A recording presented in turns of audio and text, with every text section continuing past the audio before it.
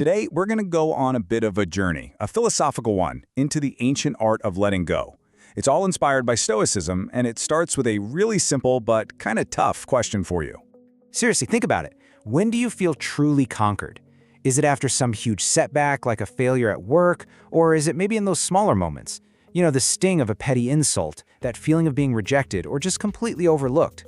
When do you feel defeated? You see, for so many of us, that feeling of being conquered, it doesn't come from some big, dramatic enemy. We're not on a battlefield. It's much quieter. It's the slow, crushing weight of modern life itself. I call it the modern ache. It's that bizarre feeling of being invisible, even when you're in a crowd. It's when you absorb everyone else's anxieties until you can't even tell which ones are yours anymore. It's that constant, nagging pressure to perform, to be a version of yourself that everyone else is comfortable with, all while you're carrying this quiet pain of feeling like no one really sees you at all. But here's a thought. What if this feeling isn't some kind of weakness? The psychologist Carl Jung had this idea that it's actually a side effect of seeing things clearly. It's the beautiful and, yeah, sometimes painful burden of seeing the world in high definition while so many others are just skimming the surface. And this leads us to a really radical idea from the ancient Stoics. They said that our suffering, this feeling of being conquered, it doesn't actually come from the things that happen to us. No, it comes from the value we give them, from our attachment to how we think things should be. The point is, we're not conquered from the outside, we're conquered from within. Okay, but think about that for a second. If we're conquered from within, well, that means our freedom has to lie within too. And this is the Stoic path to becoming unconquerable.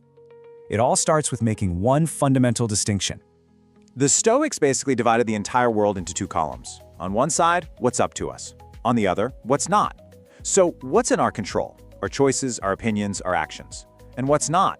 Well, pretty much everything else. The past, the future, what other people do, even our own bodies and reputations. Real freedom, they argued, is found when you stop wasting energy on that second column and pour everything you've got into the first one. The Stoic philosopher Epictetus, who was actually a slave for part of his life, he put this so powerfully. A tyrant can chain your body, your hands, your feet, your neck, but they can't touch your inner self. They can't touch your ability to choose how you respond to that, not unless you let them. And that, right there, is our fortress. No matter how bad things get, this is the one thing that can't be taken.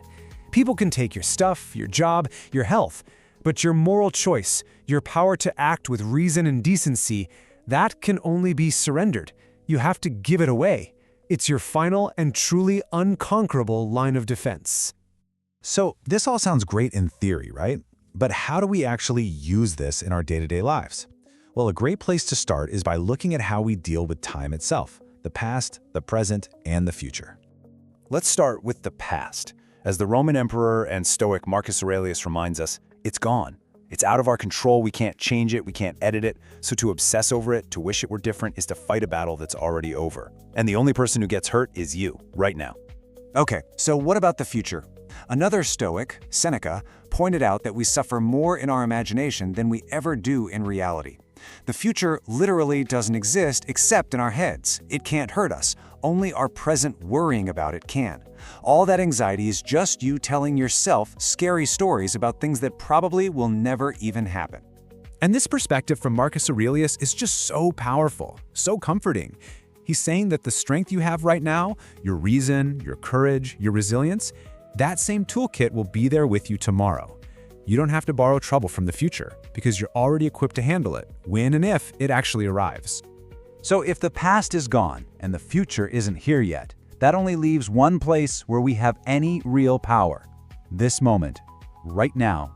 This is the only arena where our choices matter, where our actions can actually make a difference, and where we are truly alive. Look, at the end of the day, Stoicism isn't some rigid, cold philosophy about suppressing your emotions. It's something much more beautiful. It's a practical, flexible art of living, a way to move through life's craziness with a bit more grace and a lot more strength. And the goal isn't to become some kind of perfect, unfeeling robot.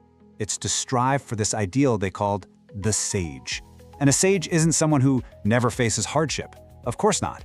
It's someone who isn't broken by it. Someone who, as Seneca said, can stand erect under any load. It's an ideal, yeah, but it's one of deep, deep resilience. So I'll just leave you with this last thought from Marcus Aurelius. What if we completely reframed misfortune? What if it wasn't a tragedy, but an opportunity? An opportunity to prove our own strength, to remain unharmed on the inside, and to show ourselves that no matter what happens, we can choose not to be conquered by it. So let me ask you, if you truly believed that, what would you let go of?